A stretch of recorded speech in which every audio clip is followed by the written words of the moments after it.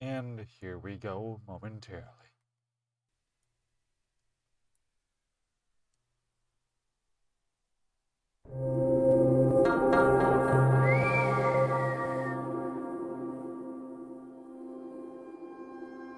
Let's load this game. But first, I should probably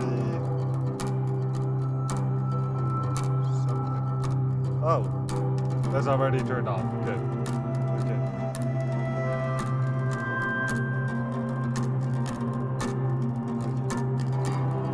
Let's get back to it, shall we? I tune out her chattering and nod as we walk out to the parking lot so we can finally get the fuel. The attendant shouts one last thing, his voice fading behind the glass of the closing door.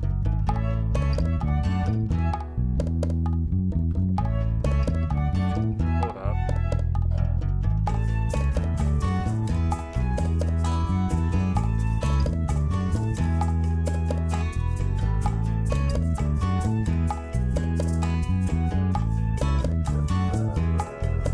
That'll do.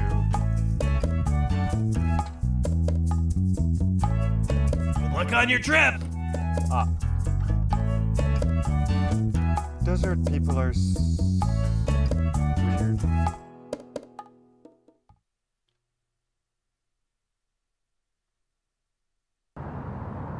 No way. Uh-oh. Yes, wait? Maybe it's further up the road? We're close. I can't believe it. It's gone. Oh, We could have just passed it. maybe. We weren't even away that long. How can it be gone? Uh-oh. We stare at the empty space that once housed a certain ugly green car. I look in every conceivable direction, but there's nothing. Nothing but an ocean of sand and never-ending stretch of road. The never-ending stretch of road.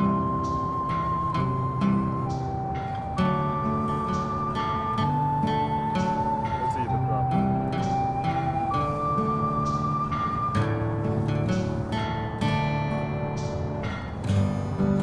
That back to where it was.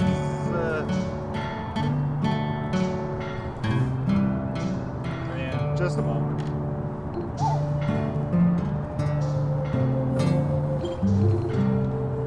Oh, hold on. That's what this is.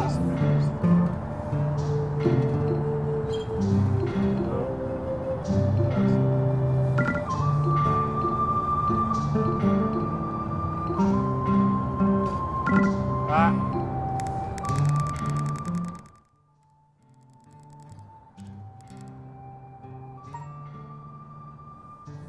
I think that's better. Was it Toad? No, not out here. Not this quick. Where the hell did it go? Oh, she's pissed. Yeah, that is kind of weird, isn't it? True. Marina's hand rests against her cheek as she looks on with only mild confusion, like she's trying to solve a small mystery. Your car is missing! That's more than a little weird. Well, it's actually my big brother's car. He just lent it to me when he left for college. So, he just ran all this way and just stole it? Oh, well that makes everything better then. Yeah, of course. Really? No! Uh-huh. That's very slight hope. I let out a heavy sigh and pressed my fingers to my temple, attempting to massage away the stress and irritation. It was probably stolen. We'll need to call the police. You have a phone, right? Let's not I do, but... go there. Her voice trails off a cliff. What she said earlier echoes in my head. That's right. You said it was dead. Uh-huh. And I'm guessing you left it in your car. Uh-huh. Yeah. Uh-huh. Well, that's just great. Terrific. Don't you have one? Wow. Nope, never needed one.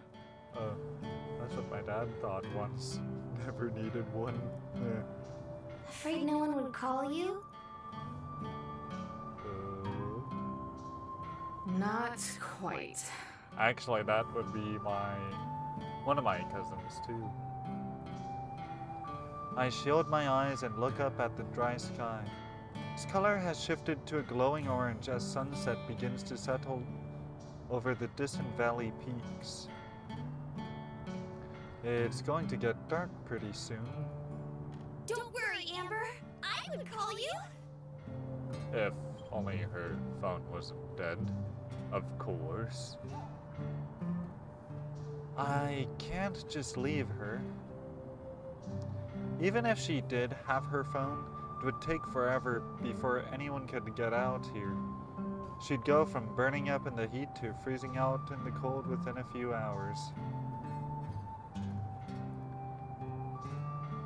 Plus, if there are people around who would steal cars, then there's no telling who else is out here. I can already see how all this would go down. She would be huddled on the side of the road, trying to keep warm. A pack of coyotes would be howling all around her, closing in. Then, from down the road, a starved creep would pull up in a trashy old pickup truck, open his door for her, and... oh god. Hey, where are you from? If you don't mind me asking. Texas. Oh, I'm from Carlsbad. No idea where that is. She pauses for a moment. Or at least kind of close to it. It's a little out of the way. Carlsbad? You're from California? Oh, yeah.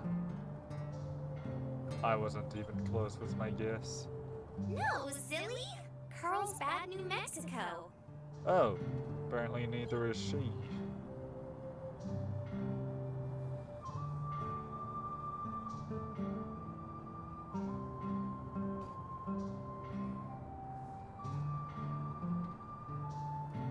Hold up.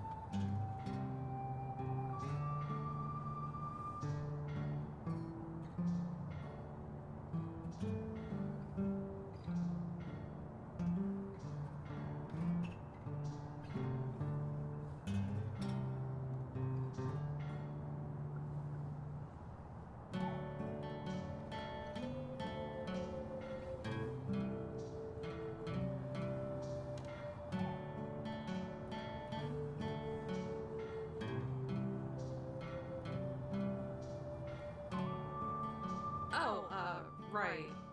Yeah. Had me going there for a second. How far is that? Not even I know. Maybe 2 hours from here? I like how the text actually does slow down and then speeds up with the voice. Wow. You didn't get very far at all, did you?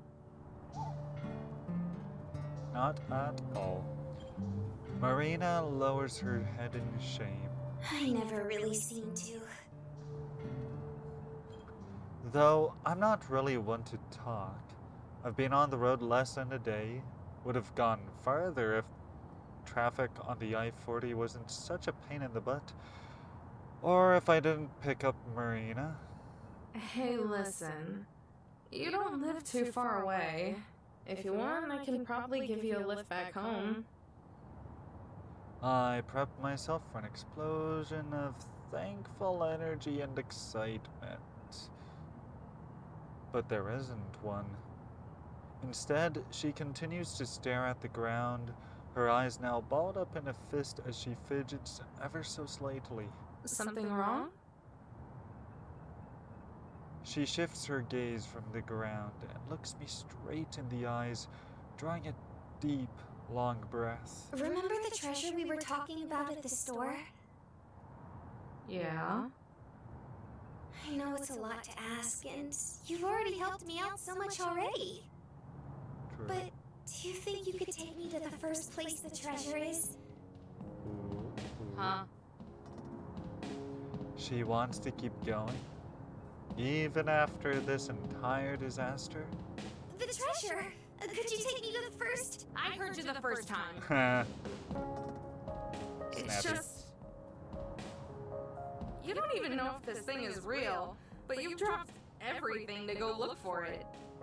Yeah, we've dropped everything to look after this problem. And now you're asking me, someone you've just met out in the middle of the desert, to take you to it. Yeah. Even though you don't know if it's real and you've just had your car stolen. Uh-huh. Did I catch all that? Lay into her. Uh-huh. Know what I mean? Shameless. I'm at a loss for words. How do I even respond to that? I try to recollect my thoughts, but only one word comes to mind. Why? Marina shrugs. Nothing more than that. She just shrugs. I take a look at her, a good look. Her wavy hair has been dried out by the hot desert air. Her face is red and drenched in sweat. I don't see any sweat on her. Probably close to melting off her makeup. That probably explains the absence of pimples, I guess. I thought that went along with the art style. Even her nice clothes are a little ruffled.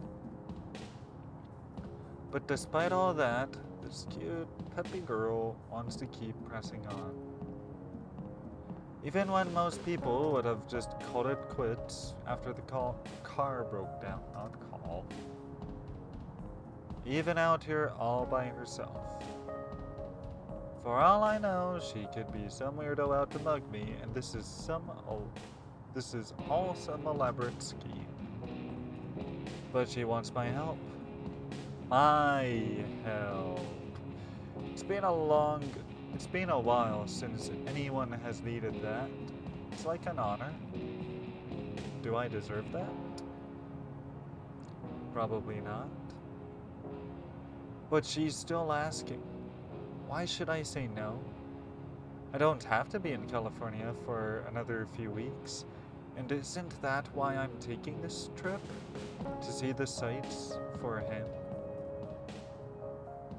She's a little excitable and even more naive, but maybe I need a little bit of that. It's a lot better than just being out here by myself with nothing but the ghosts of my memories to keep me company. Even if it's just for a little while. Why the hell not? Hop in. Alrighty. Yeah, for real.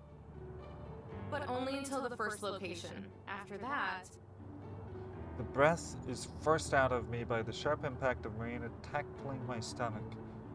A warm but damp sensation wraps itself tightly around me as a dead weight snuggles up against my chest. Thank you, thank you, thank you, thank you, thank you! I'm just counting how many thank yous the voice actress actually spoke, just to make sure it lines up. You know, kind of like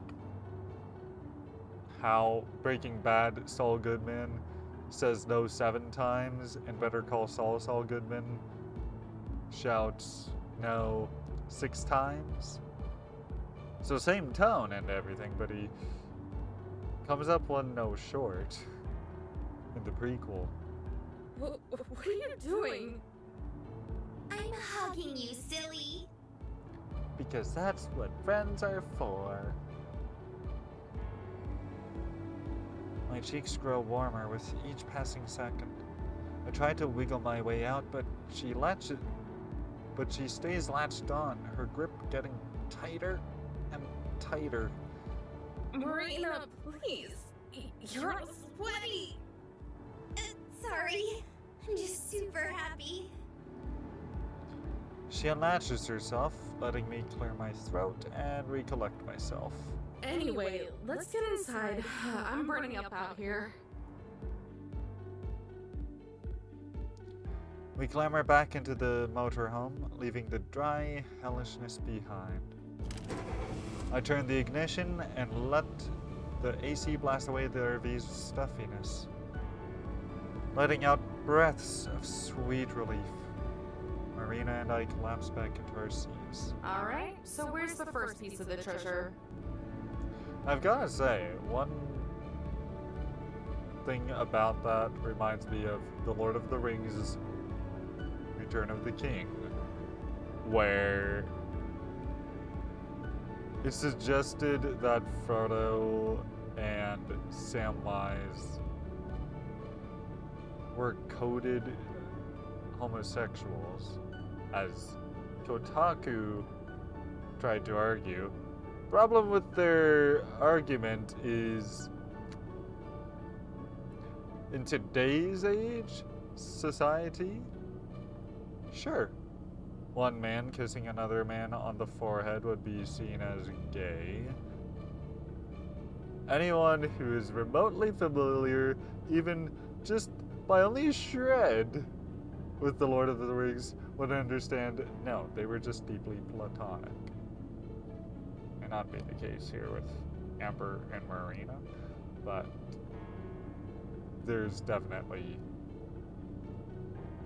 a difference with Samwise Gamgee and Frodo Baggins.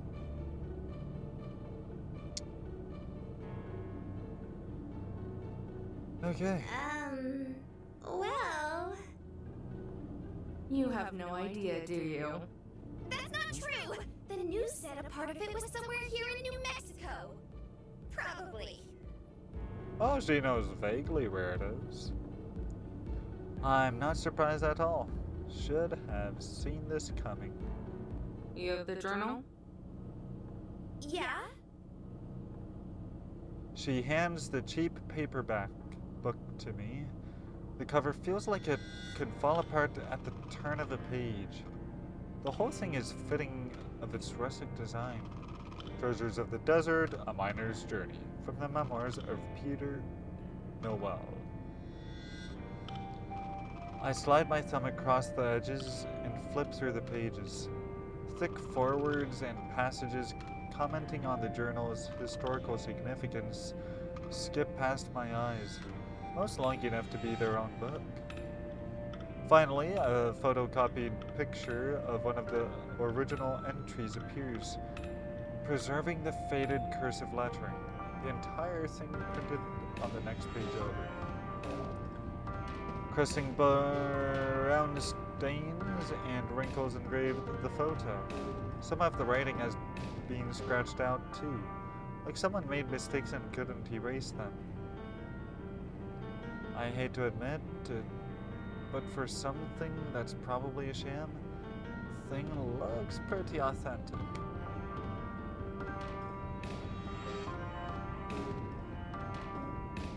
And with that,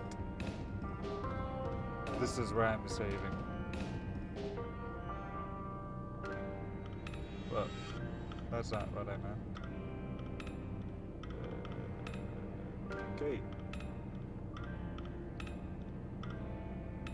Can I do that?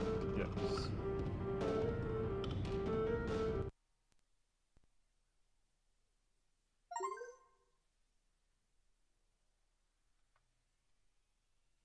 I feel like that's so very on the nose.